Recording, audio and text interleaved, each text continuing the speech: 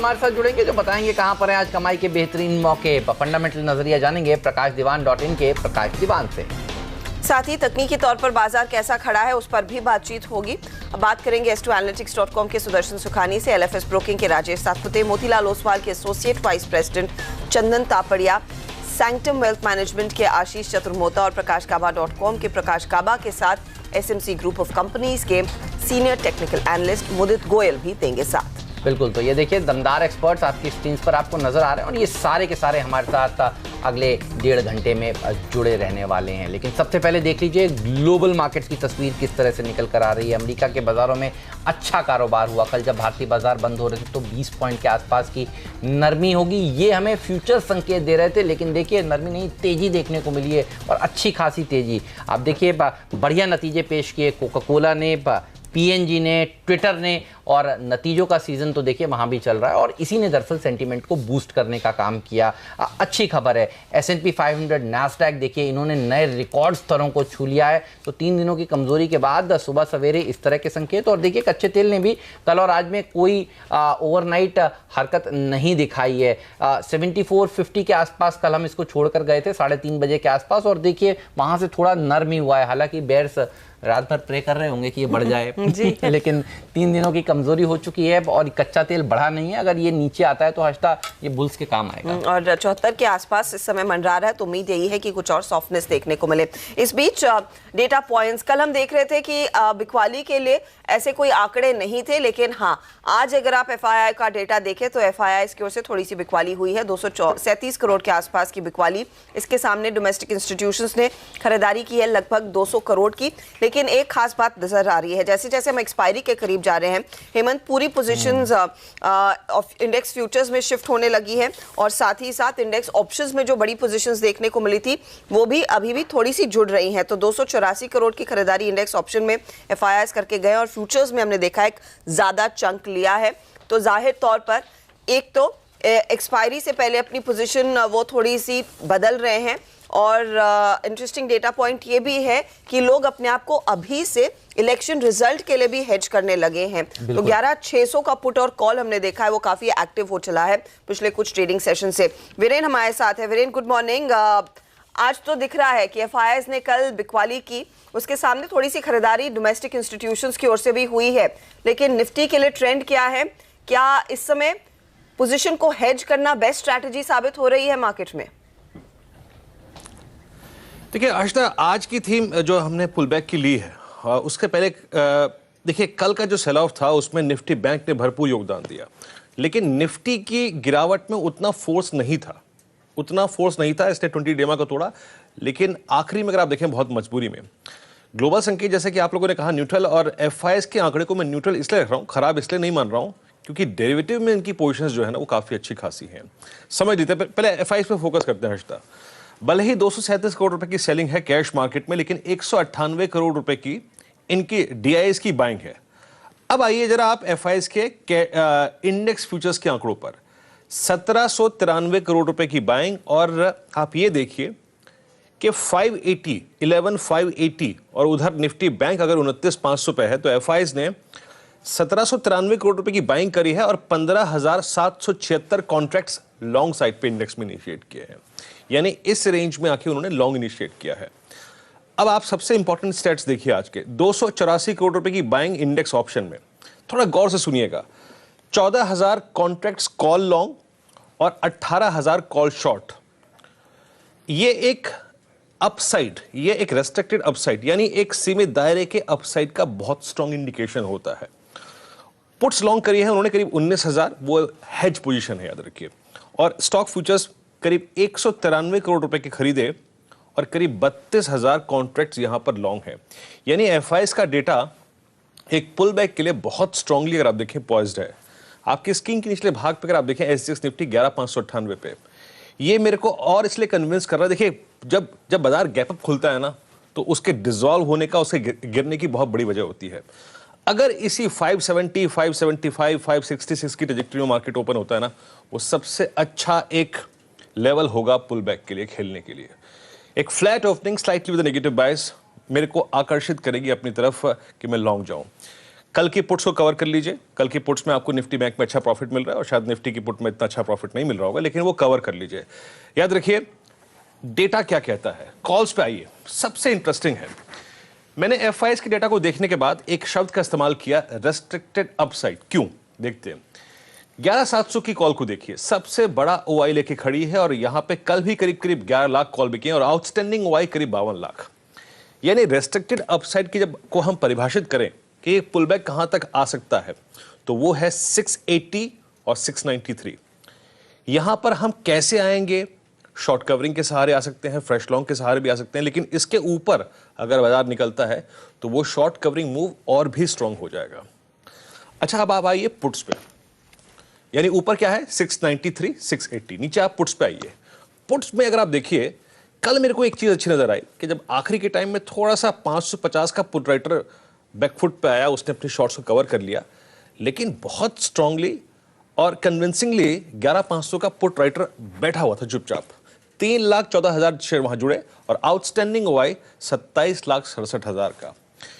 इन आंकड़ों को देखने के बाद एक आंकड़ा और मैं आपके सामने रखना चाहूंगा और वो है पुट कॉल रेशो।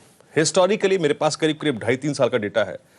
1.30 की ट्रेजेक्टरी से हमेशा पीसीआर एक पुलबैक देता है, पुट कॉल रेशो एक पुलबैक देता है, और 1.30 से जो पुलबैक आता है वो 100-150 पॉइंट के पुलबैक को कहीं ना कहीं आपको देने में सक्षम होता है। तो मेरी अप्रोच ये होगी कि मैं कल के शॉर्ट्स को कवर कर लूंगा। 11,550, 40, 30, 60, 66 ये रेंज बहुत अच्छी होगी कवर करने के लिए, और इसी रेंज में कहीं लॉन्ग की पॉसिबिलिटी तलाशिएगा फ्यूचर्स पे। ये मैं स्पॉट के लेवल दे रहा हूं। स्टॉप लॉस आपके रहेंगे 510, 520 के। और याद रखिए, अगर आप 630 के ऊपर इंडेक्स को ज्यादा देखें ड्यूरिंग द डे, तो भी आपको, अगर आपकी शॉर्ट है तो कवर कर लेनी है। मेरे को लगता है हर्षदा कि आज 680 और 693 की पॉसिबिलिटी बहुत ज्यादा है। ये पुल बैक के लिए ये एक अच्छा सेटअप है, डेटा वाइज, ऑप्शन के स्टेट्स वाइज और एफआईएस के स्टेट्स वाइज। और निफ्टी बैंक, जहां पर कल हमने देखा आखिरी 1 घंटे में भारी बिकवाली हुई, खासकर निजी बैंकों में, उसके लिए रणनीति। देखिए, हाँ, नो डाउट, अगर आप देखिए निफ्टी बैंक कमजोर था, इसने 29,716 की ट्रेजेक्टरी को वॉलेट किया, उसने 29,500 को भी वॉलेट किया। लेकिन हर्षदा, जिस थीम को मैंने आज चुना है इन पुल बैक की, उस थीम को मैंने, एक सिंपल सिद्धांत है मेरा, एक्सपायरी का सिद्धांत, कि एक्सपायरी का हमारा जोन क्या है। ये एक्सपायरी का जोन सिद्धांत आपको साल के, अगर आप देखें 10 महीने में पैसा बना के देता है, तो उस प्रिंसिपल पे मैं आज भी फोकस करूंगा। कल मैंने एक चीज ये देखी कि 29,500 का जो पुट राइटर है वो बड़ा कंफर्टेबल था। ठीक है, एक फॉल्स ब्रेकडाउन हुआ, हम नीचे गए एक बड़े फ्रैक्शन से, लेकिन वो बाहर नहीं निकला। अब आप कॉल्स के आंकड़े देखिए, कॉल्स कहां बिकी है सबसे ज्यादा। देखिए, नो डाउट कि 30,000 की कॉल सबसे बड़ा ओआई लेके खड़ी है, और वो कॉल राइटर कहीं ना कहीं कल शिफ्ट होकर 2,98,000 कॉल बिकी और 3,57,000 शेयर का आउटस्टैंडिंग ओआई 29,700 पे भी हो गया। लेकिन मुझे पुट राइटर का जो बिहेवियर था ना, वो हर्षदा बहुत अच्छा लगा, और मेरे को लगता है कि ये हल्का सा जो कल फॉल्स ब्रेकडाउन आया है, ये आज एक पुलबैक में कन्वर्ट हो सकता है। आप देखिए, सबसे ज्यादा पुट्स कहां बिकी? 29,400 पे 1,98,000 और आउटस्टैंडिंग वाई 3,25,000।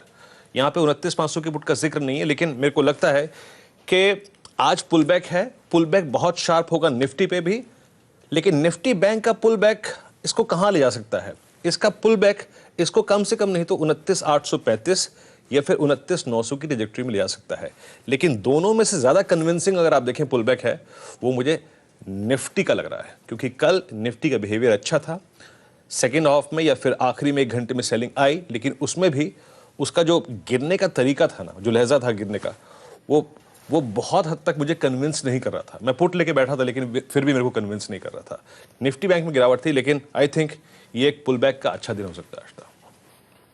उनकी गिरावट निफ्टी बैंक में देखने को मिल चुकी है, और निफ्टी को जो मदद कर रहा था वो रिलायंस इंडस्ट्रीज का स्टॉक था। देखिए, अगर ये नहीं होता तो फिर निफ्टी दरअसल इतना बढ़िया प्रदर्शन नहीं दिखाता। एक बार दिखाइए रिलायंस इंडस्ट्रीज डायरेक्टर साहब किस तरह से आउट परफॉर्मेंस दिखा रहा था, और सुबह खुलते ही दरअसल इसने मंदी करने वालों को दूर भगा दिया था। अब बैंक्स में ये रिलायंस इंडस्ट्रीज है नहीं बैंक निफ्टी में, तो फिर जाहिर सी बात है वहाँ पर ज़्यादा मार पड़ती हुई नजर आई, लेकिन बहुत ही बढ़िया प्रदर्शन देखिए इस स्टॉक ने दिखाया। बहुत बहुत शुक्रिया वीरू आपका इस चर्चा में शामिल होने के लिए राजेश सतपुते जी हमारे साथ अब जुड़ चुके हैं। राजेश जी स्वागत है, बताइए। गुड मॉर्निंग सर, क्या व्यू है आपका मार्केट पर? देखिए, मुझे आज इन पर्टिकुलर लगता है कि आज मार्केट में पुल बैक होगा। मैं भी एग्री करता हूँ। कल थोड़ा सा मैं बेरिश मोड में था, but at the same time थोड़ा बहुत टेक्निकल जस्टिफिकेशन मैं भी यहाँ पे ऐड करना चाहूँगा। देखिए, दो चीज़ें कि मुझे एक तो बाय साइड पे लगती है। एक तो अगर आप इंडिया का विक्स देखें जो 25-26 के आसपास आया है, मुझे लगता है कि स्लाइटली ओवरबॉट टेरिटरी में है, तो प्रोबेबिलिटी यही कहती है कि विक्स हल्का होगा। इसका मतलब एक चांस मिलता है कि यहाँ से एक पुल बैक आना चाहिए। सेकंड, अगर आप ब्रेंट क्रूड देखें 74.50 के आसपास, अगर आप उसका जो टोटल करेक्शन देखा और करेक्शन के बाद अगर आप रिट्रेसमेंट देखते हो तो लगभग जो ब्रेंट का रिट्रेसमेंट आता है वो है 72.82 के आसपास। एट द सेम टाइम जो रेजिस्टेंस बैठता है वो 61.8% यानी 74.50 के आसपास। तो मुझे लगता है कहीं ना कहीं ब्रेंट की जो रैली है यहाँ पे एक बार के लिए प्रॉफिट बुकिंग आनी चाहिए। तो ये दो चीज़ें हैं मुझे लगता है अगले 2 दिन के लिए। 11,600 जो इसका एक इम्पॉर्टेंट लेवल है, ये एक मैग्नेटिक लेवल है और इस लेवल के आसपास ही बाज़ार में क्लोजिंग होनी चाहिए। और इसके चलते मुझे लगता है कि जो वीरेन ने भी कहा, मैं मानता हूँ 11,600 का जो कॉल है वो सबसे ज़्यादा एक्टिव है। तो 11,600 के कॉल में ही काम करें, जहाँ पे मुझे लगता है 35 के आसपास कल का इसका क्लोज है। 15 रुपये का स्टॉप लॉस होगा, 78 का टारगेट होगा। 11,600 का कॉल लें, 35। ये देख लीजिए एक बार अपनी स्क्रीन पर 78 के टारगेट्स के साथ इसको आप अप्रोच कर सकते हैं। अच्छा, स्टॉक्स कौन से? देखिए हेमंत, अगर आप देखो एफएमसीजी में बहुत अच्छा सपोर्ट दे रहे हैं एफएमसीजी सेक्टर। अगर आप हिंदुस्तान लीवर देखो, आईटीसी देखो, कोलगेट भी मुझे लगता है it is poised for a pull back. मुझे लगता है सबसे ज़्यादा बेहतरीन वेल प्लेस्ड है वो है डाबर। द रीज़न इज़ जो 400 के आसपास का जो सपोर्ट है, हमने देखा निफ्टी में इतना करेक्शन हुआ, बैंक निफ्टी में करेक्शन हुआ, लेकिन डाबर ने ये जो 400 का स्तर है इसको तोड़ा नहीं है। तो मुझे लगता है कि एट दिस लेवल एक अच्छी अपॉर्चुनिटी है कॉन्ट्रा बाइंग की। तो मैं डाबर में कॉन्ट्रा बाइंग कर रहा हूँ with a stop loss of 397। Future price 411 का मेरा इसका टारगेट होगा। अगर ये इस लेवल से ये पुल बैक देता है तो अगर मैं गलत नहीं हूँ तो नेक्स्ट सीरीज़ में 420-422 तक के भी लेवल डाबर में आने चाहिए। एडिंग टू दैट, जो टाटा मोटर्स में हम जो इस सीरीज़ में हमने देखा, टाटा मोटर्स में इतनी अच्छी स्ट्रेंथ है, टाटा मोटर और टाटा मोटर डीवीआर, तो मैंने एक शॉर्ट कवरिंग कैंडिडेट पकड़ा जो मुझे लगता है कि इस सीरीज़ का सबसे बेहतरीन कैंडिडेट होगा टाटा मोटर्स डीवीआर और Tata motors. So I would like to go with Tata motor DVR. 107 का छोटा स्टॉप लॉस रखे, टारगेट होगा 118। ओके, तो टाटा मोटर्स डीवीआर में 118 के टारगेट के लिए तेजी की पोजीशन आप लेकर चलेंगे। यहाँ पर प्राइमरीली शॉर्ट कवरिंग का तगड़ा प्ले देखने को मिलेगा और तेजी की तरफ टाबर आपके लिए एक एक्टिव ट्रेड रहेगा। बेसिकली आज पुल बैक पर आपने ट्रेड करना है। पिछले 4 ट्रेडिंग सेशन से लगातार हम काफी फिसले हैं, लगभग 200 अंकों की गिरावट निफ्टी ने दर्ज की है। चलिए, लेकिन स्टॉक्स जो फोकस में रहेंगे, खास तौर से नंबर्स का इंपैक्ट किन कंपनियों पर दिखेगा उस पर आते हैं। 2 कंपनियों के नंबर्स, इनफैक्ट 1 दिग्गज कंपनियों के नतीजे आए, वो है एसीसी। आज 3 दिग्गज कंपनियों के नंबर्स आने वाले हैं, अल्ट्राटेक, भारती इंफ्राटेल और साथ ही साथ इंडिया बुल हाउसिंग। उस सब पर बात करेंगे, लेकिन एसीसी एक ट्रेंड सेटर रह सकता है बाकी सीमेंट कंपनियों के लिए। तो परफॉर्मेंस इसका कैसा रहा है और आगे फिर क्या निकल कर आएगा बाकी कंपनियों के लिए। पहले एसीसी की बात कर लेते हैं। आशीष बताइए, नंबर्स में क्या निकल कर आया? देखिए, ऑपरेशनली एक वीक परफॉर्मेंस है। हालांकि ध्यान रखें, दिसंबर एंडिंग कंपनी है तो ये पहली तिमाही के रिजल्ट्स इसने कैलेंडर ईयर 2019 के घोषित करें। आय 8% बढ़ी, उम्मीद थी 7.5% के आसपास के उछाल की, तो रेवेन्यूज तो इनलाइन मोमेंटम नजर आ रहा है। हालांकि वॉल्यूम्स केवल 5.5% का उछाल दिखा रहे हैं, पर ध्यान रखें क्योंकि प्रीमियम प्रोडक्ट्स की वॉल्यूम पिकअप हुई है, उसका फायदा मिला है। तो प्रीमियम प्रोडक्ट्स मतलब वो रेडी मिक्स कंक्रीट से अच्छा मोमेंटम आया, इसीलिए आपने देखा हालात टॉप लाइन के फ्रंट पे तो सुधरते हुए। पर दिक्कत यह है कि ऑपरेशनली वीक परफॉर्मेंस। अब margins on the face of it तो फ्लैट नजर आएंगे, जैसा पिछले साल इस तिमाही में था वैसे ही मार्जिन्स इस बार थे 13.5% के। पर बाजार उम्मीद कर रहा था कि 1% से ज्यादा का मार्जिन्स में सुधार देखने को मिलेगा, वो नदारत है। और उसके पीछे बड़ी वजह है जो कच्चे माल की लागत बढ़ रही है। रॉ मटेरियल कॉस्ट इस बार 18% का उछाल दिखा रही है और इसीलिए वो मार्जिन्स में उस तरह का परफॉर्मेंस नजर नहीं आया। हाँ, मुनाफा 38% बढ़ा जरूर है, पर मुनाफे में ध्यान रखें बढ़त इसीलिए क्योंकि अदर इनकम का कंपोनेंट ऑलमोस्ट 150% का 230% का उछाल है। 100 करोड़ से ज्यादा अन्य आय पिछले साल के मुकाबले इस बार बढ़ती हुई नजर आई, इसलिए वो मुनाफा बढ़ा है। तो लार्जली दिक्कत यह कि ऑपरेशनली वीक परफॉर्मेंस और कच्चे माल की लागत जो बढ़ी वो पास ऑन करने में दिक्कत है। बताएंगे अब ब्रोकरेज हाउसेज किस तरह से एसीसी के नतीजों को देख रहे हैं। सुमित बताइए आप क्या कह रहे हैं। देखिए, जैसे कि हेमंत अभी आशीष कह भी रहे थे कि नंबर्स ऑलमोस्ट मिक्स हैं, वैसे ब्रोकरेज हाउस का व्यूज भी मिक्स है। सीएलएसए की एक रिपोर्ट आई है एसीसी के ऊपर, उनका मानना है कि बाय ही मेंटेन रखेंगे वो भी, और टारगेट्स करीब 2000 के आसपास के उन्होंने मेंटेन कर रखे हैं। कई चीज़ें क्रूशियल उन्होंने बताई हैं कि एक जो रियलाइजेशन है वो ज़रूर ठीक ठाक आए हैं, लेकिन अनुमान से मिस होते हुए दिखाई पड़े हैं। उसके अलावा ऑपरेटिंग परफॉर्मेंस जो है वो अनुमान से कम आई है। वॉल्यूम्स हाँ इनलाइन ज़रूर आते हुए दिखाई पड़े हैं, इसलिए सीएलएसए की तरफ से बाय रेटिंग है, 2000 के टारगेट्स हैं। जेपी मॉर्गन न्यूट्रल रेटिंग के साथ चल रहे हैं, 1700 रुपए के उन्होंने टारगेट्स दिए हैं, और उन्होंने कहा कि जो भी मिस आया है ये कंपनी स्पेसिफिक इशू है, ये सेक्टर स्पेसिफिक इशू नहीं दिखाई पड़ रहा है। मॉर्गन स्टैनली की तरफ से ओवरवेट रेटिंग है, 1691 के टारगेट्स मॉर्गन स्टैनली देख रहे हैं। उनका कहना है कि जो फ्रेट कॉस्ट बढ़ी है उसका इंपैक्ट कंपनी के मार्जिन के ऊपर जरूर आता हुआ दिखाई पड़ा है, हालांकि जो वॉल्यूम का आंकड़ा है वो इन लाइन ही दिखाई पड़ रहा है। डॉइचे बैंक की तरफ से बाय रेटिंग है, 1830 रुपए के टारगेट्स डॉइचे बैंक देख रहे हैं। वीक रिजल्ट्स की बात की है, लेकिन ये कहा कि एविटा थोड़ा सा बेटर साइड पे आ सकता था, आया नहीं, शायद अगली तिमाही के अंदर आता हुआ दिखाई पड़ सकता है। तो मोर और लेस सभी की तरफ से पॉजिटिव साइड पे ही यहां पे आउटकम आ रहा है, लेकिन टारगेट्स वेरी कर रहे हैं। मिनिमम 1691, मैक्सिमम 2000 तक के टारगेट्स भी देखे जा रहे हैं। नंबर्स तो लेकिन ढीले हैं साफ तौर पर, और ये स्टॉक आज दबाव में फिर कारोबार कर सकता है। बाजार का मूड सुधर जाए तो अलग बात है, लेकिन चार्ट्स आपको क्या बता रहे हैं सर। हेमंत, मुझे लगता है कि एसीसी में जो रैली हमने देखी थी करीबन 1330 से लेकर 1730 का, ये रैली रिट्रेस हो रही है। एट द सेम टाइम अगर आप डेली चार्ट देखो तो यहाँ पे एक ट्रेंड रिवर्सल सिग्नल है, यानी जो अप ट्रेंड था वो कहीं ना कहीं रिवर्स हुआ है। तो मुझे लगता है कि पोस्ट दिस रिजल्ट एक करेक्शन ड्यू बनता है। तो अगर आप रिट्रेसमेंट के लेवल से देखो तो ऊपरी तौर पे मुझे नहीं लगता कि ये 1700 के ऊपर जाएगा। इनफैक्ट 1680 1700 ये इसका स्ट्रॉन्ग सप्लाई जोन रहेगा। ऑन द कॉन्ट्रेरी जो सपोर्ट दिखता है वो दो सपोर्ट्स है। 1635 मुझे लगता है आज के लिए एक इंपॉर्टेंट लेवल होगा, जो कि इसका एक एज ए सेलर टारगेट होगा। लेकिन जो रियल सेलिंग है वो 1635 टूटने के बाद आएगी।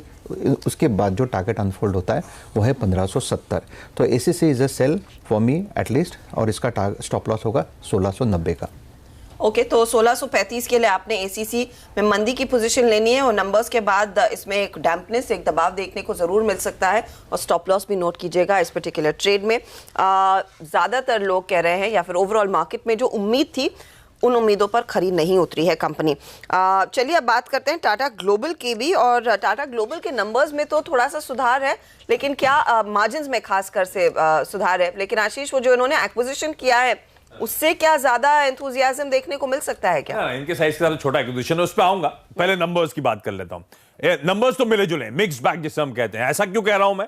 क्योंकि बिक्री के फ्रंट पे कमजोरी, और जैसे आप कह रही हैं मार्जिन्स, हाँ उम्मीद से बेहतर operational performance Tata global beverages ने डिलीवर कर रहा है। अब Q4 के नंबर्स हैं जिसमें आय 5% का उछाल दिखा रही है, और ये दिक्कत वाली बात, केवल 5% साल दर साल बढ़त। पर उसमें अगर ब्रेकअप करूं तो इंडिया का बिजनेस वॉल्यूम ग्रोथ अच्छा है, 12% का उछाल है, जो कहा जा रहा है पिछले 5 साल में सबसे बेहतर देखने को मिलेगा।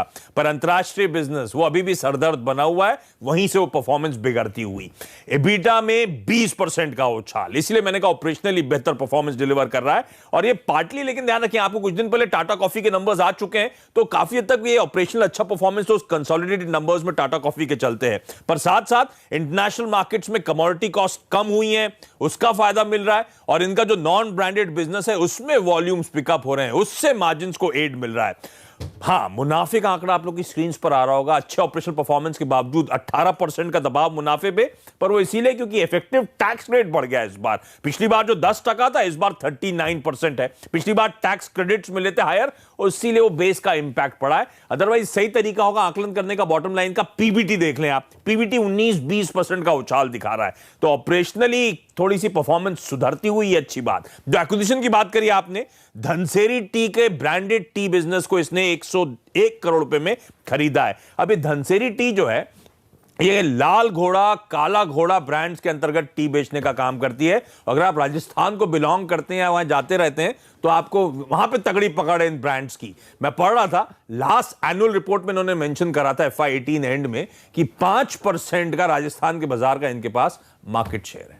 राजस्थान में तो आप देखिए कितने तरह की चाय मिलती हैं। मैं आज सुबह सुबह नीरज से भी कह रहा था, आशीष कभी आपने राजस्थान में लाल घोड़ा काला घोड़ा चाय पी है? कभी जाना हुआ नहीं। चलिए तो ब्रोकरेज हाउस से आप बीच में कहते पी के आए गए वाली? मैं पी के तो बहुत सारी चाय आया हूँ, लेकिन मुझे मालूम नहीं है कि धनसारी की थी या नहीं थी, क्योंकि मैं कई जगह गया था तो मैंने बहुत सारी अलग अलग तरह की चाय का टेस्ट किया। नाम से लग रहा है लाल घोड़ा काला घोड़ा, शायद काला मतलब थोड़ी स्ट्रॉन्गर टी होगी। हाँ ये बात तो सही है, लेकिन मैं ये देख रहा था 350 करोड़ का मार्केट कैप है धनसारी टी का, और 101 करोड़ रुपए इनको वहां से मिलने वाले हैं। धनसारी टी के शेयर में तो कम से कम तेजी आज देखने को मिलेगी। एक्चुअली धनसारी टी का ना मैं बैलेंस शीट भी देख रहा था, ज्यादा डेट भी नहीं है। एग्जैक्टली 38 करोड़ रुपए के आसपास की डेट है, तो इंटरेस्टिंग है ये। तो टाटा ग्लोबल धीरे धीरे करके देखिए एक्विजिशन लेड स्ट्रेटजी अपनाता आया है, और एक के बाद एक ब्रांडेड अच्छे जो कारोबार है उनको एक्वायर करता रहा है। हालांकि टाटा ग्लोबल के स्टॉक ने कुछ खास अच्छा रिटर्न नहीं दिया है, लेकिन लेट्स सी अब ये धनसारी टी के स्टॉक आज किस तरह से प्रदर्शन दिखाते हैं। लेकिन ब्रोकरेज हाउसेस का व्यू जान लेते हैं। बताइए सुमित, आप क्या कह रहे हैं ब्रोकर्स? देखिए हेमंत, जिस धनसेरी की आप बात कर रहे हैं, पहले चीज़ तो वो जो काला घोड़ा और लाल घोड़ा है वो बल्क टी का बिजनेस इनका मेजरली होता है, जो कि इन्होंने एक्वायर किया है। डोमेस्टिक बिजनेस इनके लिए की ग्रोथ ड्राइवर रहा है इस तिमाही के नंबर्स में भी, और इस एक्विजिशन से इनके डोमेस्टिक के जो बिजनेस है, डोमेस्टिक कारोबार जो है वो और ज़्यादा मजबूती पकड़ेगा।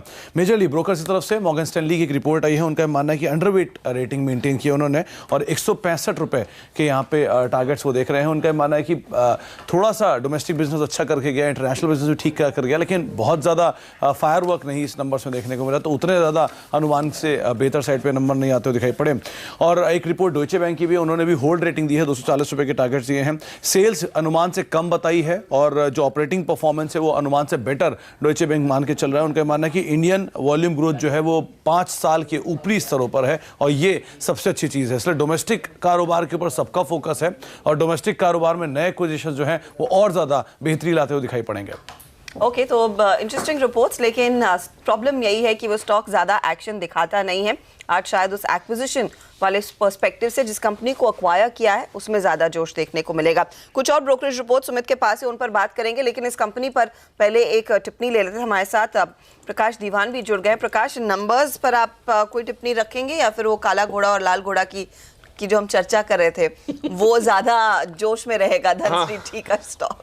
मैं आशीष की बात जब सुन रहा था तो सोच रहा था काला घोड़ा लाल घोड़ा, दूसरे इसको कोई बेवरेज का नाम ज्यादा सूट करते हैं चाय से। और मुझे बड़ा इंटरेस्टिंग लगा जो हेमंत ने कहा, मैंने चाय पी, मैंने कहा चाय पीते वक्त कैसे पता चलता है कि इसमें पत्ती कौन सी डली है? ये मैंने तो आज से पूछा नहीं, अब पूछना पड़ेगा, ये नया सीखने को मिला है कि चैनल चेक में चाय के टाइम भी पूछेगी ये कौन सा ब्रांड टाटा गोल्ड है या घोड़ा वाली ब्रांड है। बट इन बेसिक दिसिंग जो धनसेरी टी का छोटा सा मार्केट कैप है, छोटी सी कंपनी है, नीश प्लेयर है, सुमित ने कहा होलसेल वाले उसमें ज्यादा है। टाटा ग्लोबल के लिए जो चाय एज ए कमोडिटी अगर आप देखें तो it is very price sensitive, मतलब इसमें उतार चढ़ाव काफी रहते हैं। नेचुरल कैलामिटीज कहीं अफ्रीका में हो गई तो यहाँ पे चाय के भाव बढ़ जाते हैं।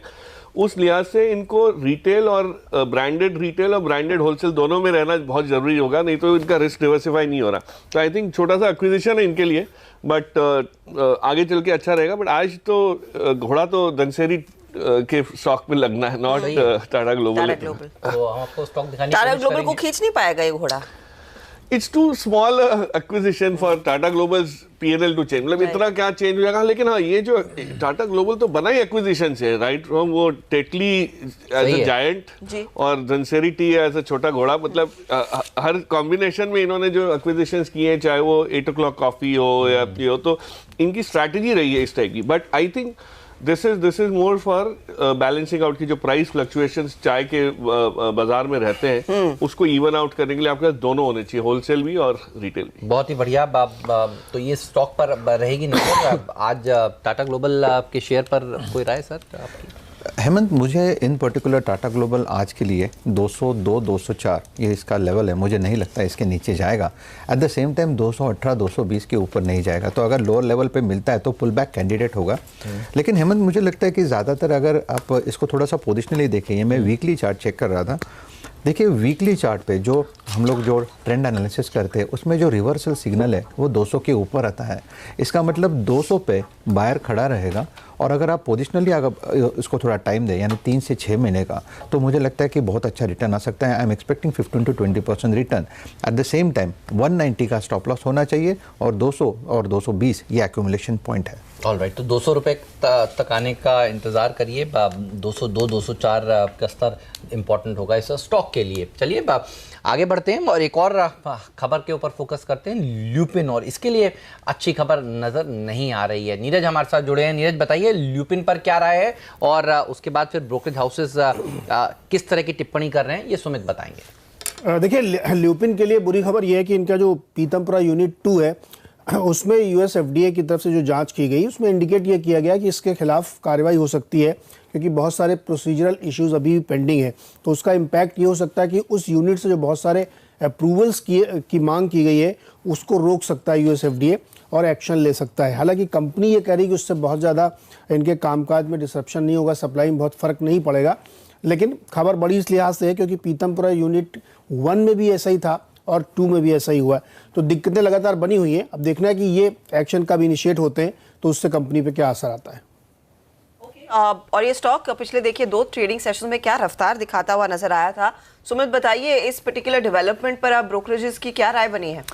देखिए, एक रिपोर्ट आई है जेफरीज की, उन्होंने 200 रुपये नीचे के टारगेट्स यहाँ पर दिए हैं। करीब करीब अंडरवेट रेटिंग है और ये जो OAI स्टेटस मिला है उनका मानना है कि इससे कंसर्न कंपनी के नंबर्स में गोइंग फॉरवर्ड देखने को मिल सकता है।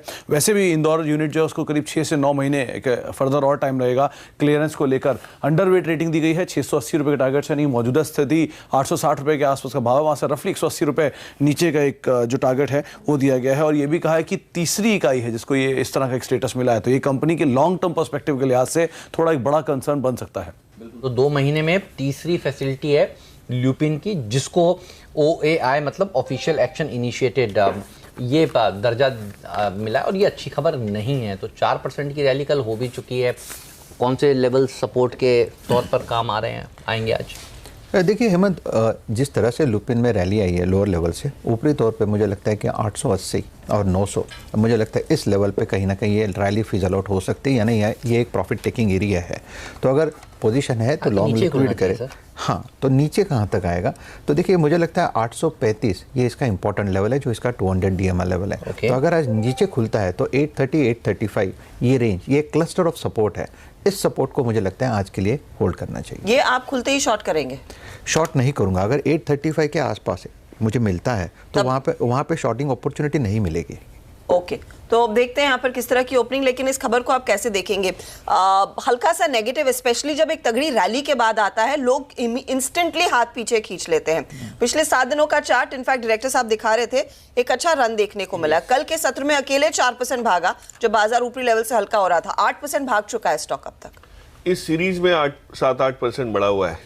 अप्रैल की जो सीरीज चल रही है चला, और इस टाइप की जो न्यूज़ आती है इसमें सबसे वारीसम पार्ट जो मुझे समझ आया वो है कि अगर इनके ये वॉच लिस्ट से बैन में आ जाता है, तो जो अभी तो ऑफिशियल एक्शन इंडिकेटेड है, बट वो वॉच लिस्ट में भी जो आपके प्रोडक्ट्स अगर आ गए और यूएस में ये बेच नहीं पाए आगे चल के, तो इनकी तो ऐसी हालत बहुत खस्ता थी यूएस के मार्केट को लेके, मार्केट शेयर को लेके, और इससे और भी थोड़े से ये पीछे हो जाएंगे। तो मेरे हिसाब से न्यूज़ तो अच्छी खासी नेगेटिव है।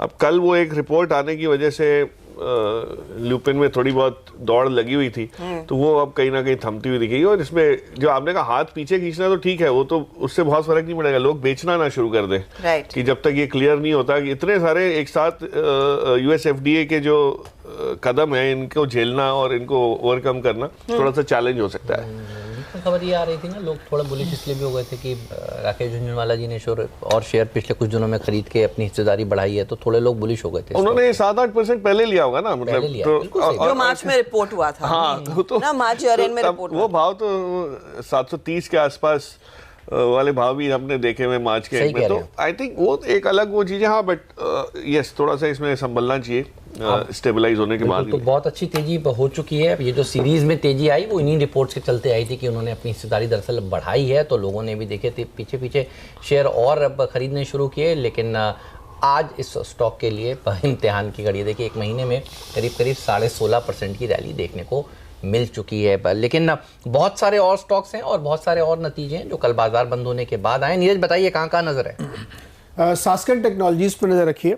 इसमें बाईबैक है 19,90,000 शेयरों का और 850 रुपए का प्राइस रखा गया, जो करंट प्राइस से करीब 20-21% के प्रीमियम पे है। स्टेलाइट टेक्नोलॉजीज के रिजल्ट्स आए थे और रिजल्ट वीक है इसलिए कि मार्जिन में करीब 4.5% की गिरावट आई, जो 22% से गिर के 17.5% पे हो गया है। हालांकि प्रॉफिट 10% बढ़ाने में और रेवेन्यू 34% बढ़ाने में सफल रहे, लेकिन अगर आप मार्जिन सेक्रीफाइस करके बढ़ा रहे हैं तो फिर दिक्कत होगी, आगे जाते हुए दिख सकती है। एनबीसीसी में रखिए, मॉरिशस गवर्नमेंट के कई सारे प्रोजेक्ट हैं जहाँ पे मैनेजमेंट कंसल्टेंसी के लिए इनको बिडिंग इन्होंने जीती है, तो करीब $20 लाख के आसपास इनको फीस मिलेगी इस प्रोजेक्ट के पूरा करने पे। और कोरोमंडल इंटरनेशनल फर्टिलाइजर कंपनी में रखिएगा, इसके नतीजे काफ़ी बेहतर दिख रहे हैं यहाँ पे, क्योंकि मुनाफा करीब 23% बढ़ के 110 करोड़ हुआ है और रेवेन्यू में भी 10% की बढ़त के साथ ये 2638 करोड़ गई है। और यहाँ पे मार्जिन में अच्छा इंप्रूवमेंट देखने को मिला, 7.8% के सामने 9.8% का इंप्रूवमेंट, तो करीब 2% का जो बढ़ावा इसमें देखने को मिला है, उससे इसमें मजबूती आ सकती है। ओके, तो ये तमाम स्टॉक्स फोकस में और ऑफ कोर्स कोरोमंडल इंटरनेशनल के नतीजे देखकर बाकी यहाँ पर फर्टिलाइजर कंपनियों में जोश देखने को मिलेगा। सुमित के रेडार पर कुछ और ब्रोकरेज रिपोर्ट्स है, सुमित बताइए। देखिए, अगली रिपोर्ट्स में सीएलएसए की एक रिपोर्ट है आईसीआईसीआई सिक्योरिटीज़ के ऊपर। उन्होंने जो रेटिंग्स हैं उसको तो बाय साइड पे मेंटेन किया, हालांकि टारगेट्स को रिड्यूस किया, 360 से घटा के 310 रुपए के टारगेट्स यहाँ पे कर दिए हैं।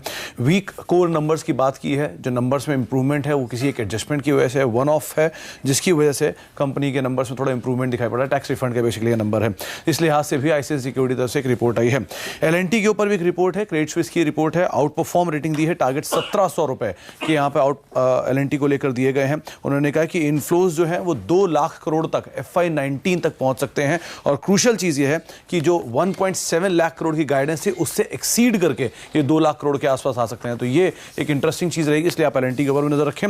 एक इंटरेस्टिंग रिपोर्ट आई है कोटक की इक्विटी मार्केट स्ट्रेटेजी को लेकर उन्होंने रिपोर्ट दी है, वेटेज ऐड की उन्होंने अलग अलग प्रोडक्ट्स को लेकर, जैसे कोलगेट के ऊपर अपनी वेटेज ऐड की है करीब 200 बेसिस पॉइंट के आसपास, और साथ साथ HCL टेक को भी उन्होंने इसी वेटेज की श्रेणी में डाला, वहां पर भी उन्होंने 200 बेसिस पॉइंट की वेटेज बढ़ाई है। 60 बेसिस पॉइंट की वेटेज उन्होंने HDFC बैंक को लेकर और ICICI बैंक को लेकर बढ़ाई है, और HDFC पे भी 60 बेसिस पॉइंट की वेटेज बढ़ाई है, तो इस लिहाज से इन पे भी नजर रखें। इन्फोसिस LNT इन दोनों के ऊपर करीब 100 बेसिस पॉइंट की जो वेटेज है उसको रिड्यूस किया गया है। LNT पे एक तरफ बाय है और दूसरी तरफ कोटक जो है अपनी वेटेज को रिड्यूस कर रहा है। साथ साथ ऑयल एंड गैस और ऑटोज, बैंक्स, इनके प्रॉफिट्स को जो है एक अच्छे इंप्रूवमेंट की उम्मीद लगा रहा है। उनको लगता है कि निफ्टी में अगली जो ड्राइविंग फोर्स होगी वो इन्हीं की तरफ से आ सकती है। तो इंटरेस्टिंग रिपोर्ट है कोटक की, यहाँ पर भी आप नजर रखें। तो ये हैं वो स्टॉक्स जिस पर आज नज़र रहने वाली है। शुक्रिया आपका इस चर्चा में शामिल होने के लिए। LNT पे मुझे बड़ी इंटरेस्टिंग रिपोर्ट नज़र आई, और आप देखिए पिछले कुछ दिनों से इसने बढ़िया प्रदर्शन दिखाना शुरू भी किया है। एक बार दिखाइए डायरेक्टर साहब वो रिपोर्ट और वो एग्रेसिव टारगेट। इस बार एक्सपेक्टेशंस भी ये हो रही है कि कैपिटल गुड सेक्टर से अच्छे परिणामों की उम्मीद है। हालांकि कल ये स्टॉक थोड़ा सा ठंडा कारोबार कर रहा था, लेकिन अगर महीने भर का चार्ट दिखाएं, देखिए 1700 रुपये का टारगेट। क्या व्यू है सर आपका? तो पुराना ट्रैकिंग है आपकी? और नहीं, मेरी पोजीशन भी इसमें तो थोड़ा बायस हमेशा रहता है। शेयर बाजार में तो सर पोजीशन तो होगी नहीं, लगाव रहता है कि but I think I agree. जो थीसिस है कि आगे चल के कोई भी जिस टाइप की भी सरकार बनेगी, काफ़ी हद तक पेंडिंग एक आपके पास ऑर्डर बुक है जहाँ कारोबार होना है, खास करके इंफ्रास्ट्रक्चर को लेके। और आप देखिए हर एक सरकार, हर एक पार्टी ने भी जिस टाइप से एक आश्वासन दिया है जनता को कि इंफ्रास्ट्रक्चर और यूटिलिटीज पे हम लोग काम करेंगे, तो कहीं ना कहीं इनका लेकिन सबसे बढ़िया ग्रोथ इवेंट आएगा जब प्राइवेट सेक्टर केपेक्स शुरू होता है। वो अभी थोड़ी देर है, तो लोगों को मौका है लेने के लिए, अभी समय लगेगा। मतलब ये नहीं है कि रह गए, चूक गए। ये वैसा निफ्टी स्टॉक है जो आपको ओवर प्राइस नहीं लग रहा। सही है। आज कई स्टॉक ऐसे हैं जो लेने के लिए लोग घबरा रहे हैं कि हाँ महंगे हो गए, हम रह गए, पहले लेना चाहिए था। इसमें ये फितरत नहीं ऐसी आती। तो और क्योंकि पिछले 12 महीने में भी फ्लैट ही रहा है, ये कोई इतना वो नहीं हुआ जितना बाकी निफ्टी में 16-17% जो अपसाइड आई। तो I think that's a good portfolio bet. तो आप देखेंगे थोड़ा इंस्टीट्यूशनल इंटरेस्ट जो है उसके साथ साथ रिटेल इंटरेस्ट भी आना शुरू हो जाए। ओके, तो एक इंटरेस्टिंग ट्रेड रहेगा। और क्रेडिट स्विस कह रहा है कि 1700 का टारगेट लॉन्ग टर्म के लिए आउट परफॉर्म करेगा ये शेयर। चलिए, वक्त हो रहा है एक ब्रेक का, लेकिन ब्रेक में जाते जाते एक ऐसी चीज जिस पर आपकी नजरें होनी चाहिए। देश के लिए जितनी स्वस्थ सरकार जरूरी है, उतना ही जरूरी है नागरिकों का स्वस्थ रहना। इसी सिलसिले में 24 अप्रैल से 30 अप्रैल तक नेटवर्क 18 SII के साथ स्वस्थ इम्यूनाइज्ड इंडिया पर फोकस करेगा। देश में हर साल टीकाकरण पूरा नहीं होने से करीब 5 लाख बच्चों की मौत होती है। हर माता पिता की जिम्मेदारी है कि बच्चों का समय से टीकाकरण जरूर करवाएं। इसीलिए आज ही हमारा कैंपेन आपके लिए खुल रहा है। आप भी इस कैंपेन के साथ जुड़े और सुनिश्चित करें कि एक स्वस्थ इम्यूनाइज्ड इंडिया बन सके।